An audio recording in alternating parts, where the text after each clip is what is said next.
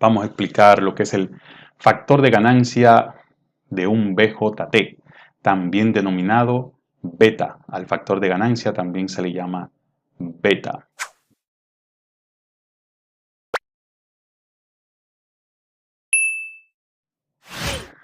Bien, el beta, representado por la letra griega de su mismo nombre, es una relación entre la corriente de colector y la corriente de base. Como es una relación entre dos corrientes, el beta es un número adimensional, es decir, no tiene unidad de medida. Si divido 100 miliamperes entre 1 miliampere, pues miliampere con miliampere se cancela y eso me da un valor de 100, o sea, una cantidad de 100. ¿Qué representa ese 100? Que en este caso la corriente colector sería 100 veces más grande que la de base y entonces se dice que el transistor tiene una ganancia de 100. O sea, por cada miliampere aplicado en la base, ganaría 100 miliampere en el colector. ¿Cómo se traduce eso? Miren, el transistor, recuerden que dijimos que se usa como switch electrónico, pero también él es un amplificador de corriente. De manera que si yo aplico una IB, obviamente tiene que aplicarse un VIN, un voltaje de entrada positivo, siendo este un NPN. Esa IB que circula por aquí, que la puedo obviamente manejar y limitar a través de la RB. No puedo aplicar un VIN, por ejemplo, de 5 voltios, 8 o 12 sin esa resistencia. Lo primero es que tiendo entonces a dañar el transistor porque no tengo quien limite la corriente. Recuerden que aquí hay un diodo base emisor, una unión PN, que es de 0.7 y no le puedo aplicar 5 de forma directa. Dañaría irremediablemente el transistor. De manera que un VIN aquí amerita una RB. Ahora bien, el valor que tenga esa RB va a determinar la corriente de base. Y esa corriente de base multiplicada por un factor beta, que es el fabricante que lo determina, el factor beta varía por modelo de transistor. Hay transistores con beta de 10, con beta de 100, de 1000. Me parece que hay uno hasta de 10.000 el beta, o sea que eso va subiendo. Entonces, la IC despejada de esta fórmula, esa IB que está dividiendo la paso para acá multiplicando, entonces queda que la IC es igual a beta por IB. Si aquí pongo a circular un miliampere, y ese transistor tiene un beta de 100, pues aquí multiplicaría 100 por 1 miliampere, me daría una IC de 100 miliampere. Ese es el factor de ganancia del transistor. Basado en eso, en la corriente que voy a necesitar, siempre se comienza a calcular desde mis necesidades para la RC, que en este caso es la carga, a quien va destinada la corriente de colectores, la carga. Se comienza por ahí. ¿Qué necesidades yo requiero aquí? Y entonces, sabiendo eso, entonces comienzo a hacer mis cálculos hasta determinar qué corriente base necesito y por consiguiente qué resistencia de base necesito. Veamos. Aquí hay unos cálculos sencillos para comprender todo esto. Miren, bueno, antes de entrar en cálculo, les recuerdo que al ser el emisor la entrada de corriente del transistor, esta fórmula representa eso. Es decir, la IE, la corriente de emisor, es igual a IC más IB. Es decir, cuando un transistor está funcionando, el total de la corriente penetra por acá, una parte muy pequeña se desvía por la base, esa es la IB, y por el interior del transistor sigue circulando el resto de la corriente hasta que sale por el colector. Por eso I es igual a IC.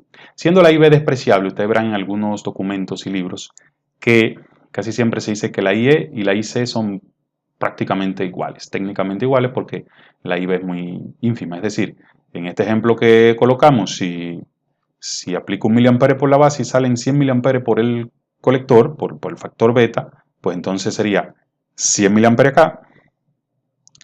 No, sería 101 miliamperes en corriente de emisor, 100 miliamperes en el colector y 1 miliampere por la base. Repito, si por el colector manejo 100 miliamperes y por la base 1 miliampere, entonces la IE sería de 101 miliamperes. 100 miliamperes salen por el colector y solamente 1 miliampere se desvía por la base. De manera que tendría una comparación o una relación de igualdad prácticamente de 101 miliamperes contra 100 miliamperes, que es prácticamente lo mismo. Por eso se dice, en muchos libros usted verá que IE es más o menos igual a IC. De hecho, le ponen un símbolo aquí como el símbolo de la alternancia de la sinusoide, que quiere decir IE es más o menos igual a IC.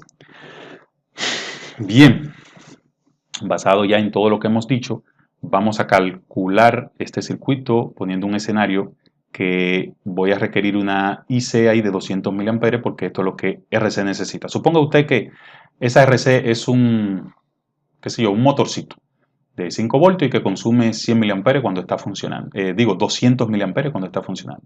Entonces, ¿cómo se calcula la IB? Esos 200 mA que necesita el motor lo divido entre el beta. Para este ejemplo de cálculo asumimos un beta de 200. O sea, se elige un transistor con un beta de 200.